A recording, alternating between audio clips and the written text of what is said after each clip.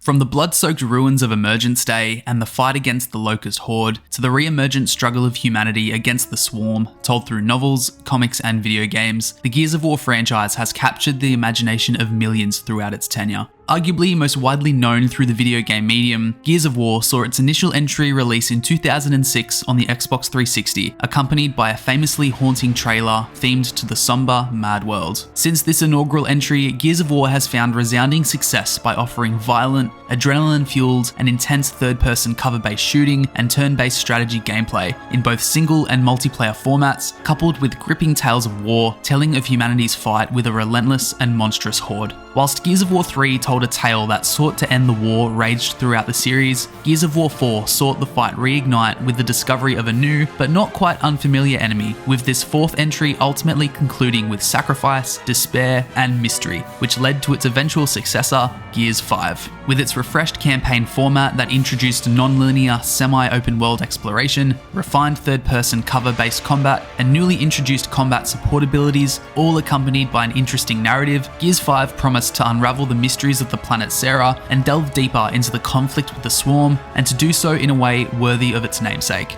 But ultimately, does Gears 5 fulfill these promises? To find out, join me as we delve into Gears 5 and explore its campaign and story, assess its attempts to reinvigorate the gameplay loop, inspect its technical performance, and look to its multiplayer to appraise its post-launch longevity, support, and player sentiment. This is War, and this is Gears 5. Gears of War 5, more formally titled with an on-the-box update as Gears 5, is a third-person cover-based shooter and the fifth installment of the acclaimed mainline Gears of War series. Developed by the Coalition and published by Xbox Game Studios, Gears 5 was released on September 10th, 2019 for the Xbox One and Microsoft Windows platforms, and later the Xbox Series consoles on November 10th, 2020, with first-party Day 1 availability through Xbox Game Pass.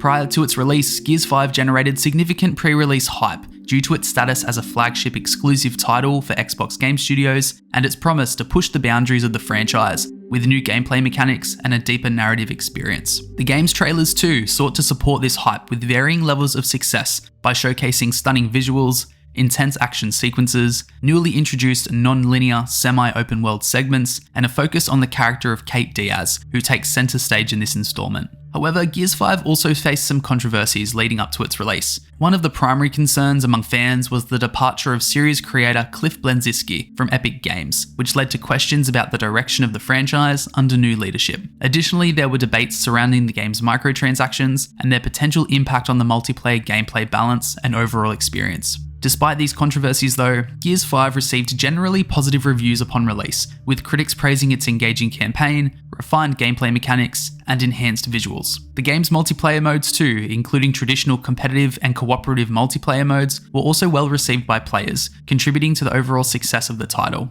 As already alluded to in the open, Gears 5 continues the story of the Gears of War series, focusing on Kate Diaz as she grapples with her identity and heritage after the unthinkable task of ending her mother's life as a captive of the Swarm at the conclusion of Gears of War 4. Through the lens of Kate alongside her squad mates, the game explores themes of family, loyalty, and the consequences of war in the midst of a desperate struggle against the Swarm, the new threat to the planet Sarah in which Kate and her fellow Gears occupy. Kate, along with her returning companions and other new allies, sets out on a journey to uncover the truth about her family's past and her connection to the Swarm. As they traverse the hostile landscapes of Sarah, Kate and her squad mates travel across the frozen tundra of New Hope and Mount Kadar, the blood-red desert of Vaska, and the ruined cityscapes of New Ephyra, encountering new allies and enemies along the way. With a campaign separated into 4 acts, bookmarked by various chapters, accompanied by cinematic and in-engine cutscenes, Gears 5 is filled with intense battles with the Swarm, somber walking sequences filled with world-building dialogue, and stunning set-piece moments,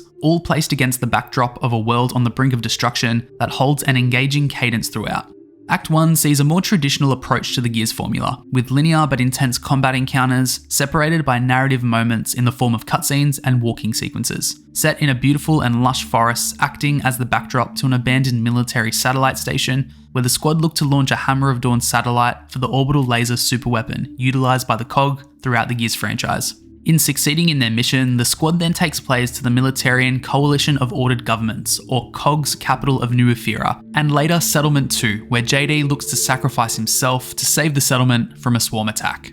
Set 4 months later, Act 2, set in a beautifully contrasting snowy tundra to Act 1's environments, sees a shift to the newly introduced non-linear sections of Gears 5, easing players in with a traditional opening chapter focused on narrative development as Kate and Del attempt to recruit the people of an isolated village led by Kate's uncle Oscar to join the COG in order to take up the fight against the Swarm. After introducing players to Kate's visions through the loss of her uncle, Marcus pushes the narrative forward by saying that Kate should venture to a secret lab at New Hope to find answers to the questions to these visions. Here, Gears 5 takes players to the beautiful frozen landscape of New Hope and later Mount Kadar, with the introduction of the Skiff, a sail-propelled sled of sorts that acts as transportation across the map. We will look at the non-linear aspects of Gears 5 in more detail soon, but in exploring the frozen wilds, Kate and Del find their way to a COG laboratory hidden within the ice at Mount Kadar, housing the AI construct Niles. Niles explains that the locust threat from the series' origins were the results of genetic experiments on children infected by emulsion, with their DNA being hybridized with creatures from a place underground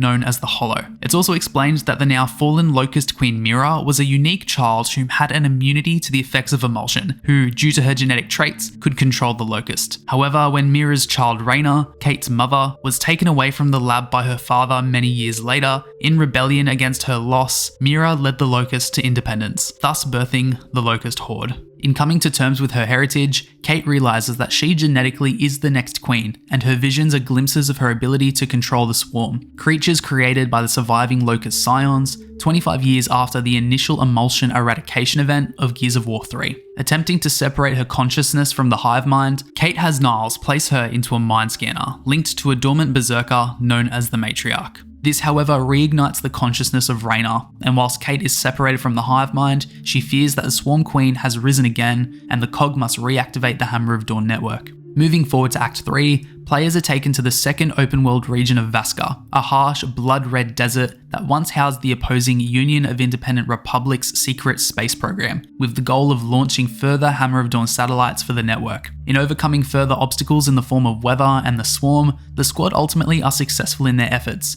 and make their way back to New Ephyra, where the story comes to a head in Act 4, where the COG take a final stand against the Swarm with the Hammer of Dawn. Without giving away major climactic spoilers, the stage ultimately gets set for the next installment with this battle, and although admittedly losing its momentum in these final moments, the squad are ready for the next stage in the Swarm invasion, looking to take the fight to them.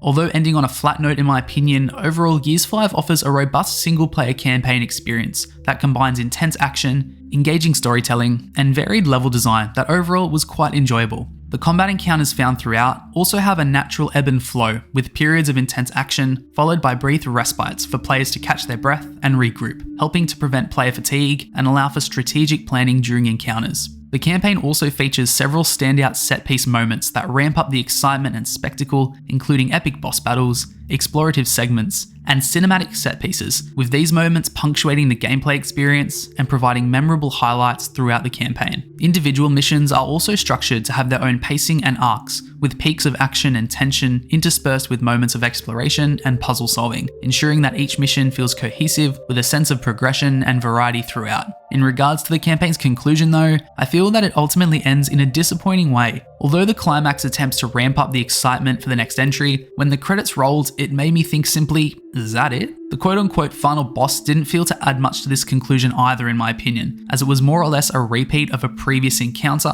which although added a pursuit and revenge theme to the battle, it felt like a letdown. There were also moments in this final battle that will get looked at further when considering the more technical perspectives of Gears 5, where key characters were taken out off screen during cutscenes, thus causing a checkpoint reset that broke the pacing of the final battle. With that said though, overall when considering the campaign and its pacing alongside the story, Gears 5 delivers a well-structured narrative, supported by enjoyable combat, and takes the Gears franchise in an overall nice direction. The ending is a disappointment in the grand scheme of things, and there are some questionable moments throughout the story, but thankfully there is plenty of fun to be had throughout the campaign, as Gears 5 brings several new gameplay mechanics and features to the iconic franchise, whilst refining and expanding upon existing elements.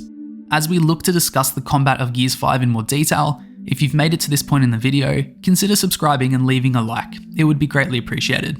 The combat and gameplay flow that supports the narrative in Gears 5 retains the series' signature third-person cover-based shooting mechanics, whilst introducing new and returning weapons, enemies, and jack abilities that look to keep the combat both nostalgic in feel and refreshed in scope. Throughout firefights, players must strategically utilize cover in order to avoid enemy fire and traverse the combat arenas. The player character can crouch and roadie run for protective repositioning, and when in the open, a roll is available for surprisingly quick evasion. When close enough to pieces of cover, however, the player will snap into it like a magnet to hunker down and protect themselves. Navigating cover is also a breeze, with small gaps between fixtures being easily switched between, and cover being exited by a backstep, exiting out the sides, or mantling over to progress. It can become frustrating though when in the panic of combat that corner evasion can feel too slow, and other times the cover switching can be inconsistent, either causing the player to roll rather than attach, or attaching to the wrong thing in the first place, creating the need to simply run when enemies are on their heels. Adding to the cover combat, once hunkered down, the player can either traditionally peer over cover and aim, or can also blindly fire, which is surprisingly accurate and works best in my opinion with assault rifle class weaponry. Besides being just fired at though, enemies near or in cover can also be interacted with. If an enemy is idle near a piece of cover, the player can grab them and pull them over, allowing for an instant finish opportunity. Also, if an enemy is hunkered down on the opposite side of cover, during a mantle, the enemy will be kicked and ready for another finisher or some quick damage. Players can't be complacent though, because these options are also available to the enemy, but they can be deflected with the right timing, which makes these inclusions welcomed as both the enemy and the player have greater cover combat options besides just potshotting around corners or blind firing when things get up close and personal. Speaking of up close and personal, an extension of the cover and combat mechanics are the stealth takedowns available to players. More so focused on in stealth-oriented sections, such as at the beginning of some of the non-linear objective encounters and through the large-scale reject encounters, a stealth finisher is available to silently take out enemies. Available when behind an unsuspecting enemy, these instant finishes are a quick way to pick off stragglers before engaging in the primary firefight. I found that the sections where they are most useful, however, were short-lived, as I found myself spotted quite quickly, and admittedly, the sections taking out waves of rejects within stealth did overstay their welcome. In one encounter, there was a little fake out, which was a surprise, where a swarm drone looked ready for the taking, and once I got myself into position, a heavy scion rode the elevator upward right in front of me, turning my advantageous position into a worst case scenario when the firefight inevitably broke out. It's also worth noting that these stealth finishes are prompt sensitive, and should the above enemy stealth takedown prompt not appear, the player will throw a melee knife hit instead, which, whilst effective on smaller enemies, will see a firefight break out with larger enemies and put the player in a vulnerable position. There was also only one encounter within the Hivebusters DLC where I was able to complete the encounter with total stealth, but even in this instance it didn't feel exciting to have pulled off. And I think that's where this stealth system, whilst adding a different dimension to the combat, falls flat, because it's not anywhere near as exciting to pull off a total stealth run of an encounter in comparison to the fun, intense, and violent fighting that can be found throughout the gunplay, where Gears 5 weapons, inclusive of series mainstays and new inclusions, gets to shine. Gears 5 offers a diverse arsenal of weapons, each with their own unique characteristics and utility, catering to different playstyles and tactical preferences. Players can have 3 weapons equipped at one time, comprising of 2 main weapons and a sidearm, alongside 1 grenade type. Heavy weapons such as a tri-shot can also be equipped as an additional option in combat, however these limit the player's movement, and selecting grenades or another equipped weapon will abandon the heavy, so their use is strategic and deadly to the enemy, but risky to the player. Of the weapon roster, there are a variety of classics available to fight with, such as the iconic Lancer assault rifle equipped with a chainsaw bayonet, the semi-automatic hammerburst, explosive arrow Theron bows, and revolver-style boltox, which all feel powerful and are a joy to use. New additions though are also for the most part welcomed inclusions, such as the Lancer GL that trades the traditional chainsaw for a miniature laser-guided mortar of sorts, and the Claw, which has a firing cadence of slow and inaccurate to fast and precise, and alternates between these as the trigger is pulled. Every weapon feels powerful in its own right, and every bullet hit delivers a splash of blood and gore, making every shot feel impactful. Adding even greater impact to these weapons is the returning active reloads, which have been a series mainstay since the beginning. When a reload is triggered, a reloading animation will play out, and amongst this a slider will appear below the weapon's ammo count with a sweet spot which when hit will speed up the reload. But when the perfect spot is hit, the reload will finish even faster, and the shots fired from the weapon will deliver extra damage, easily recognisable through the glowing weapon clip. However, subsequent reloads will see a reduced sweet spot, encouraging weapon swapping, and if the sweet spot is missed, the weapon will jam, leading to a slower reload. Weapons cannot be swapped during this jam either, so a mistake can leave the player very vulnerable. Each weapon also has a reload that mirrors their power and clip size, with the claw for example having a large clip compared to other assault weapons, and its reload taking a significant amount of time in an attempt to balance its power. Grenades too are simple in design but powerful, which can either be thrown at the enemy or stuck on surfaces to be used defensively as trip mines. Ammo in Gears 5 also feels more scarce in comparison to other entries, encouraging weapon swapping rather than sticking with the same armaments throughout combat encounters, which is welcomed.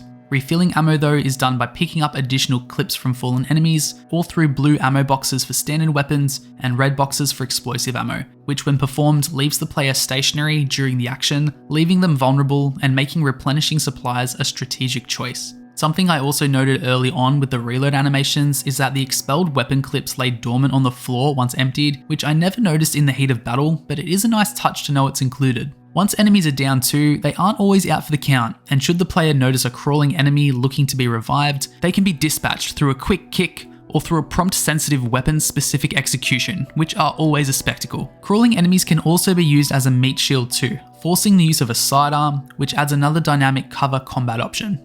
Adding to the player experience of the campaign too are a range of difficulty options that can make the experience a casual or punishing one, ranging from beginner to the series' classic insane difficulty, and even beyond with inconceivable, which can be experienced solo or with a group of friends or other players online, which is a nice inclusion. As a whole, Gears 5, like its brethren, does a great job of making its core combat feel engaging and exciting, and these weapons and their accompanying mechanics do a great job at helping Gears 5 achieve highly in this area. Exciting weapons wouldn't add much value, however, if the enemies battled with them weren't up to scratch, but thankfully the enemies encountered through the combat are also both iconic and engaging, adding to the thrill of Gears 5's combat. The Swarm encountered in Gears 5 offer a varied roster of enemies to encounter, with a nice mix of offensive options to deal with. Standard drones represent the basic ranks of the Swarm, attacking with assault weapons, handguns, and rifles. Elite variants such as snipers and hunters also offer more situational threats, with snipers having great accuracy with their long-shot rifles, and hunters using smoke grenades to obscure the player's vision, and Theron bows which once stuck, explode. Other more heavy variants to encounter also include ravenous bouncers whom attack with thrown spikes and melee, and the deadly scions whom offer offense through their heavy weapons such as mulchers and buzzkills. Wardens, hulking swarm that have near impenetrable skin equipped with breaker maces that will make short work of players if not evaded in particular are a highlight. Taken out by shooting off their helmets and focusing on their head, Wardens are a force to be reckoned with. Enemies are also relentless, constantly pushing forward in combat and using varied offense with explosives and munitions to keep players on their toes, especially on the more brutal difficulties. It's not all positives when it comes to the enemies and their combat encounters however,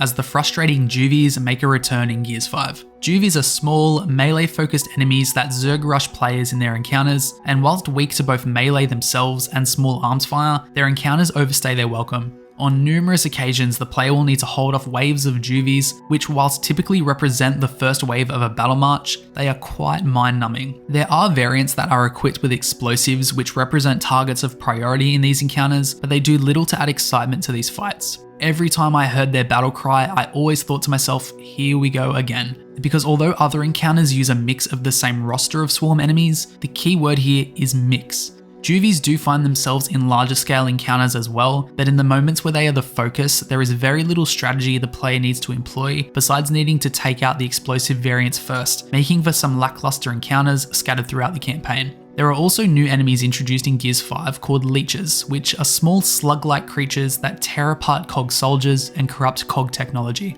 On their own, they are easily dispatched, but in groups they flock together to attack, which for the first few encounters are a spectacle. However, after the multiple times you'll encounter these leech flocks, they do get monotonous. One encounter of note does see a silverback being available in order to take out the multiple flocks of leeches, and another in the Hivebusters DLC has lava pockets available to shoot and damage the flock. But outside of these notable instances, there isn't much that is special about these encounters. There were even times where I was able to stay completely stationary when taking these flocks out, which I think highlights some of the key problems with this enemy type. But thankfully these moments with Juvies and leeches are sparing, and as already mentioned, Gears 5 sought to reinvigorate its combat and keep things fresh beyond its weapons and enemies, and it attempts to do so through a new refocus on Jack, a robotic companion that accompanies players throughout the campaign. Jack can be upgraded with new abilities and enhancements, allowing players to customize his capabilities to suit their playstyle. These upgrades take the form of both support and offense abilities, such as a pulse that highlights weapons and enemies, a flash that can freeze enemies hunkered down in cover, and functions such as a stim, healing with a protective coating, and cloaking to name a few, providing additional strategic options in combat. These abilities can be switched on the fly via a quick select, and each have a cooldown so their use can't be spammed whilst in combat. These abilities are provided to the player at a nice pace throughout the campaign, so the player never feels overwhelmed with choice early, and are typically taught to the player through a contextual example, such as needing to use the stim to navigate flames and the cloak being used to avoid turrets. These abilities can also be upgraded through the use of components, which can be found whilst exploring, which provide additional buffs such as reducing cooldowns and increasing ability durations, whilst Jack's abilities can also be enhanced, including his health, stealth capabilities, and strength. Ultimate abilities too are available for Jack to utilise and act as permanent buffs to Jack's abilities, and can be found by completing side missions during the non-linear sections of the game. These add powerful effects that make completing the side objectives worthwhile, such as the cloak lasting the ability's entire duration when firing, which can lead to some cheesy moments. Jack can do a bit more than just support the player through these abilities though. He can bust open doors, activate electronics to help push the narrative further, and can also fetch weapons and ammo from a distance, making that distant boom shot or salvo launcher never too far out of reach. An overall welcomed inclusion, this refocus on Jack, whilst nothing groundbreaking in terms of game design, is well implemented and adds much more variety to the combat than standard munitions, and make the larger scale encounters much more manageable, and also make standalone larger enemies much simpler to dispatch, making Jack's abilities have more than surface level benefit. Beyond just offering great combat though, the environments in which these battles and narrative take place have also seen some evolution through this 5th installment. The traditional Gears formula, as already touched on, is comprised of linear missions with arena-style combat encounters and quieter moments of walking, filled with dialogue and chances to find collectibles. And Gears 5 of course has this in spades, but also introduces elements of non-linear, semi-open world exploration, offering expansive environments for players to traverse and explore, such as the frozen scapes of Mount Kadar and the desert of Vaska. In these sections, players use the skiff to navigate the world more efficiently, uncovering hidden secrets and places of interest along the way. The areas that can be explored feature a map, which is useful for highlighting areas of interest that hold additional combat encounters, collectibles, and Jack upgrades when completing secondary objectives. I have however seen sentiments online that point to these sections being polarizing, and I have seen players remark that although these areas were advertised at launch as open world sections, they more so feel as if they act as non-linear sections, rather than dynamic open environments. And at first when experiencing these sections, I viewed them as semi-open world areas. However, this viewpoint of non-linear open world rather than purely open seems to ring more true to me. Apart from the locations of interest, these areas are relatively empty, and there aren't any dynamic combat encounters to be found, making the overall experience still feel handheld, giving players the choice to experience the main objectives at their own pace amongst the secondary ones, but not feeling dynamic as a more traditional open world would. So much more could have been done here, such as coming across patrolling swarm hordes or large-scale yet optional unique boss encounters that utilize the skiff for more than just traversal. Whilst these environments are beautiful, they are relatively basic, and although I enjoyed the option to explore and work towards my objectives in a non-linear fashion, these sections ultimately leave much more to be desired. It would be unfair of course to say that these areas have little to offer, as they do house hidden secrets to be snuffed out whilst exploring. One example are the relic weapons that can be located throughout the world, indicated by the classic Gears logo from prior entries that once indicated nearby cog tags. These relic weapons offer an additional ability or power compared to their standard counterpart, and add some extra flair to the gameplay. For example, the relic Longshot offers an additional bullet in the chamber, and the relic Hammerburst that fires longer subsequent bursts, which are a fun time to use. But beyond these and some other basic collectibles, there isn't much more to experience in these open worlds besides scripted environmental threat set pieces, and whilst their addition overall is refreshing, there is much more to be done in this space. As mentioned though, whilst empty, these open environments are beautiful, which is a theme that also rings true for the rest of the Gears 5 experience. Gears 5 is known for its stunning graphics and visual effects, which have often been praised by both critics and players alike. The game features highly detailed environments, character models, and intricate animations that contribute to its immersive experience, with cutscenes in particular showing great levels of detail within the character models and environments. One notable aspect is the game's use of the Unreal Engine 4, which allows for impressive lighting effects, dynamic weather systems, and a well-executed physics engine, which shines brightest when explosive rounds find their targets, with chunks of flesh flying across combat arenas. From the sparks flying during intense firefights to the debris of crumbling buildings, these effects contribute to the immersive feel of the game. The game's art direction also plays a significant role here, with a gritty and realistic aesthetic that enhances the overall atmosphere of the game. Overall, in the visual department, Gears 5 showcases impressive graphics and visual effects that elevate the gameplay experience, making it a standout title in terms of visual fidelity and immersion. In assessing the technical performance of Gears 5, however, I can say that on Series S hardware, where I spent my time playing, my experience was smooth and stable, with the game never skipping a beat when it comes to the single and multiplayer experiences, even amongst the chaos of the firefights. It's not all perfect though when it comes to the more technical elements of Gears 5, however, with strange inconsistencies to be found throughout. For example, in some battles, there were moments where body parts and weapons would float in the air around combat arenas. Fallen enemies too, when above puddles, would also float as if above a larger body of water, and the player character too would run as if submerged waist deep. As touched on earlier too, in some encounters such as the final one, during cutscenes some squad mates would get taken out off screen, leading to a checkpoint reset which built some frustration and took me out of these pivotal moments, which was a shame. These inconsistencies did rob me of some immersion when they occurred, but in summary, Gears 5 generally delivers a strong technical performance across frame rate and few gameplay impacting bugs. This experience does come from a place post-patches however, as Gears 5 has received several updates and patches aimed at addressing such technical issues, including gameplay balance and introducing new content since its release.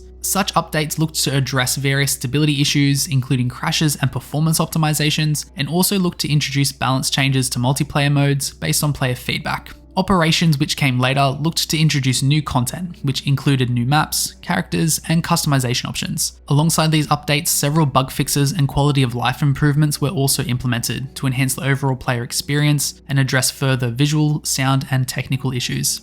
These are just a few examples of the updates and patches that Gears 5 has received since its launch, but they do demonstrate the Coalition's commitment to supporting the game post-launch by listening to player feedback and continuously improving the experience for all players. All of these points discussed so far regarding the game's combat and technical performance aren't just things to consider from a single player perspective though, as Gears 5, like its other namesakes, features intense casual and competitive multiplayer modes to experience. Within Gears 5, there are 3 primary multiplayer modes that can be experienced, that strike a reasonable balance between casual, competitive, and cooperative experiences for players to enjoy. Versus mode is the classic competitive multiplayer mode, where players can face off against each other in various game types, including classic team deathmatches and King of the Hill to name a few. These more competitive modes also have new player-friendly options to experience, such as a recruit mode that allows players to fight alongside and against new recruits, as well as AI, in order to practice and improve before unlocking the competitive options.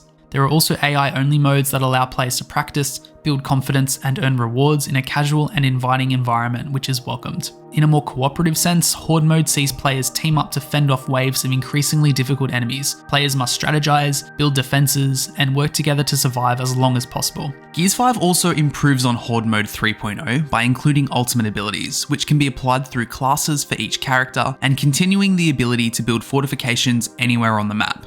However, personally, Horde mode didn't grip me, and besides a few short runs, I found myself returning to the campaign to fight off Swarm much more enjoyable. Another cooperative mode available to experience is the escape mode, where players infiltrate Swarm hives, plant a venom bomb, and escape before being overrun by the Swarm. In this mode, players have limited resources and must work together to overcome obstacles and enemies as they race against the clock in an attempt to bust the hive and escape via extraction as quickly as possible. Each character also brings unique abilities into the escape mode in the form of the aforementioned classes, adding depth to the teamwork aspect of the mode, with support roles like ammo supply dumps providing crucial ammo, and robotics summoning a DR1 heavy unit to join the fight. Adding to this mode too is the Hivebusters DLC, which plays out the origin story of the Scorpio squad as they partake in a mysterious mission on a tropical island that also sees the origin of the hive-busting cog tactics, adding a nice narrative background to the escape mode. However, whilst this mode does attempt to bring something fresh to the cooperative multiplayer experience, it does ultimately boil down to a very repetitive run for the exit type mode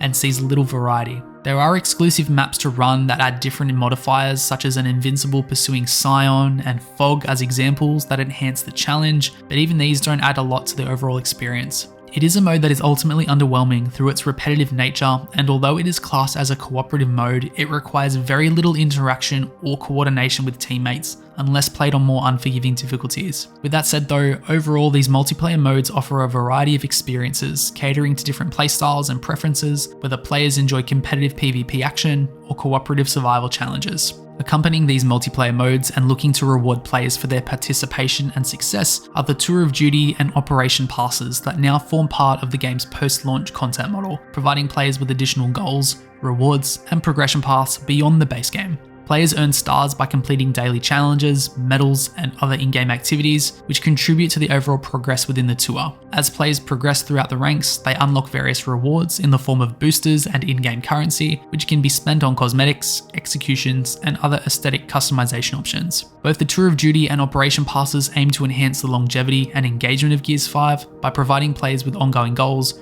rewards, and incentives to continue playing and progressing within the game. They also seek to give players additional avenues to customize their gameplay and express themselves through unique cosmetic items, which, alongside being obtained through these operational passes, can be purchased through the extensive shopfront featuring an array of microtransactions. In Gears 5, the microtransactions and cash shop primarily revolve around the purchase of cosmetic items, including character and weapon skins, banners, executions, and blood splatters to name a few, allowing players to customize their characters, weapons, and other in-game elements. These items can be purchased with a variety of currencies from gold coins, premium iron, and of course a real-world currency. Gold coins are the simpler of the bunch and can be earned by progressing along the Tour of Duty and by completing challenges along the way. As it stands currently too, gold coins can be used to purchase a majority of items in the shop, which does incentivize player progression and participation, albeit with a grind to purchase some of the higher tier items. Iron, as mentioned, is the premium currency in Gears 5, which can be purchased with real world currency or earned through the Tour of Duty. Some items and passes too can only be acquired through the use of iron, which adds to the use case of this currency. That said though, although iron can be earned through the Tour of Duty, the grind required to unlock all iron is immense and feels insignificant in comparison to some of the items available to purchase. For example, the current tour I found myself running would unlock a total of 2,000 iron, which would be a little over enough to purchase the Carmine operation, for example. However, instead of grinding out the pass, a cool near 30 Australian dollars could be spent to purchase the required iron to unlock the pass and gain its cosmetics, which when it's time to acquire versus its real world price and purchase application are considered, really does feel like a greedy cash grab. I've spoken quite harshly of microtransactions from various titles by this point, and my sentiment stays the same here. I feel they are simply needless, and ideally miss the days where cosmetics and items truly represented player skill and participation, besides being supplemented by their wallets. At the end of the day, it's always the player's choice to make these purchase decisions, and Gears 5 does again offer earnable in-game currency. But if as much effort was placed into the overall player experience and gaming package as the shopfront, we would see much more variety and experimentation with our multiplayer modes and even the non-linear campaign sections, which would go a long way to improve the experience, especially when considering the lackluster escape mode. Despite some shortcomings, overall the multiplayer experience is solid. The cooperative modes didn't resonate with me personally, and there are some improvements to be made, but they and the PvP do a great job at translating the classic violent combat the series is known for that players of all skill levels and preferences can enjoy. But something else shared between both the single and multiplayer modes is Gears 5's solid sound design, well executed voice acting, and a great musical score. The sound design in Gears 5 is exemplary, contributing significantly to the game's immersive experience. From the thunderous roar of gunfire and explosions, to the metallic clanking of DBs and the roar of environmental hazards, every sound is meticulously crafted to enhance gameplay and atmosphere. Even attaching to cover has a satisfying thud, and perfect reloads are accompanied by a classic and enthralling soundbite that adds to the adrenaline in the intense firefights, whilst also communicating the active reload success audibly, allowing players to focus on the fight at hand rather than needing to stay focused on the ammo count. Besides impressive sound in combat, the narrative too is accompanied by stellar sound design through high quality voice acting, with expressive characters and scripting being crucial in a narrative driven game like Gears 5. Fortunately here, the voice acting in the game is top notch. The cast delivers strong performances, bringing the characters to life with emotion, intensity, and authenticity. Kate, voiced by Laura Bailey, is wonderfully and convincingly voiced, offering a soft yet determined performance that provides a great level of care and expression to Kate's voice lines and adds greater emotion to the narrative. Marcus Phoenix too, voiced by the returning John DiMaggio, delivers both stern and weathered words that wonderfully represent a man who has been impacted by the war with the Locust Horde and Swarm invasion, whilst bringing a fatherly care to the squad's dynamic as the story unfolds around him. These are of course just a few examples to highlight the great voice acting to be found throughout, but as a whole, whether it's conveying the weight of the war-torn world, the camaraderie between squad mates, or the desperation of survival, the voice actors excel in capturing the essence of their characters, and the chemistry between them feels genuine, drawing players deeper into the game's narrative and emotional journey. The musical score that couples with the sound effects and voice acting in Gears 5 is also epic in scope and atmospheric, perfectly complementing the game's intense action and dramatic moments. The soundtrack, composed by the industry veteran Ramin Djawadi, effectively sets the tone for each scene, enhancing the mood and adding depth to the storytelling. From haunting melodies that underscore the moments of loss and reflection, to adrenaline-pumping tracks that accompany intense battles, the score elevates the overall experience, immersing players in the world of Sarah and heightening the emotional impact of the narrative. Overall, the sound design, voice acting, and musical score in Gears 5 are all exemplary, contributing to a rich and immersive gaming experience that captivates players from start to finish. With all these points considered though, when Gears 5 initially released in 2019, it garnered positive reviews from both critics and players, although opinions varied to some extent. Critics generally praised the game for its high production values, refined gameplay mechanics, and compelling narrative. The campaign in particular received acclaim for its emotional depth, character development, and stunning visuals. The story, focusing on protagonist Kate Diaz's journey of self-discovery and uncovering her family's secrets, also resonated with many players, adding a new layer of depth to the series' lore. Gameplay mechanics including tight controls, satisfying gunplay, and the addition of new features like non-linear semi-open world segments and jack abilities were all well received for enhancing the overall gaming experience without straying too far from the series' core identity. Multiplayer modes such as Horde and Versus were praised for their intensity, depth, and replayability, offering both competitive and cooperative experiences for players to enjoy. However, there were some criticisms as well. One common point of contention was the game's microtransaction system, which some players felt was overly aggressive or intrusive. Additionally, a few technical issues at launch, such as server instability and bugs, were noted by players, although many of these were addressed in post-launch updates. Overall, Gears 5 received positive reviews from both critics and players alike, with its strong narrative, engaging gameplay, and robust multiplayer offerings, making it a worthy addition to the acclaimed franchise. In the months following its release, the developers listened to feedback from the community and made improvements to various aspects of the game, including balancing multiplayer modes, fixing bugs, and refining the overall experience. Additionally, the release of post-launch content, such as new maps, characters, and game modes, helped to keep players engaged and invested in the game over time. The addition of features like crossplay and cross-progression further expanded the player base and provided more opportunities for players to enjoy the game with friends across different platforms. As a result, player sentiment towards Gears 5 has generally remained positive overall, with many players continuing to appreciate the game's strengths whilst acknowledging its shortcomings. Whilst critic and player sentiment remains generally positive overall at the time of recording, I must say that I too have a positive view of Gears 5 and had a great time playing and experiencing its gameplay. Admittedly, it took a while for me to fall into the flow of combat and feel comfortable with the mechanics, as it had been a long time between drinks since I had played a Gears title. That said though, the Gears of War franchise is one I have stuck with since my youth, and I've played and enjoyed every entry in the series. Eventually though, somewhat around the Act 1, Chapter 3 mark, things really fell into place for me. I started to find my footing with the shooting and the reloading, and built a lot of confidence in my traversal of cover and weapon switching. The intense and violent gameplay was thrilling to experience from start to finish, and the quieter moments found through cutscenes and the walking sequences did well to reinforce the narrative's importance and avoid fatigue from the combat. The story too, whilst ending on an abrupt and unsatisfying note, was overall an enjoyable experience, accompanied by great voice acting, a wonderful musical score, and impressive sound design. Environments, character models, and weapons all look the part too, and are all wonderfully realised within the Unreal Engine, making Gears 5 a looker. Whilst not without its technical faults such as strange floating animations and character models and squad mates being taken out off screen, the experience I had between the single and multiplayer modes was smooth overall. The non-linear areas that are introduced here are also a fun time to be had, and are a well-welcomed inclusion. They certainly aren't without their shortfalls and do fall victim to the first of the franchise stigma, with some lackluster elements such as lacking dynamic encounters and repetitive locations of interest, but they are a move in the right direction when it comes to series evolution and longevity. It wasn't the experience I necessarily expected because the ending was somewhat abrupt and it looks to take the series in a more emotive and open direction, but Gears 5 was a thrilling and engaging experience from start to almost finish. It's violent, it's graphic, and it's exciting. It's war, and it's unapologetically Gears of War, even amongst its new inclusions and shortfalls.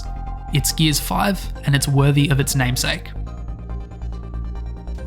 If you've made it to the end of the video, thank you very much. I hope you enjoyed it. Especially now, if you've made it to this point and aren't already, consider subscribing and leaving a like. It would be greatly appreciated. However, if this video hasn't earned you a subscription yet, I ask that you try one of my other videos as well to see if there is something else you may enjoy in my playlists. If you have any thoughts about the video game of Gears 5 and the franchise as a whole, be sure to leave a comment below to share your thoughts and have a discussion about the game and franchise. I'd love to read your thoughts. Thank you again, and as always, have a great day, gamers.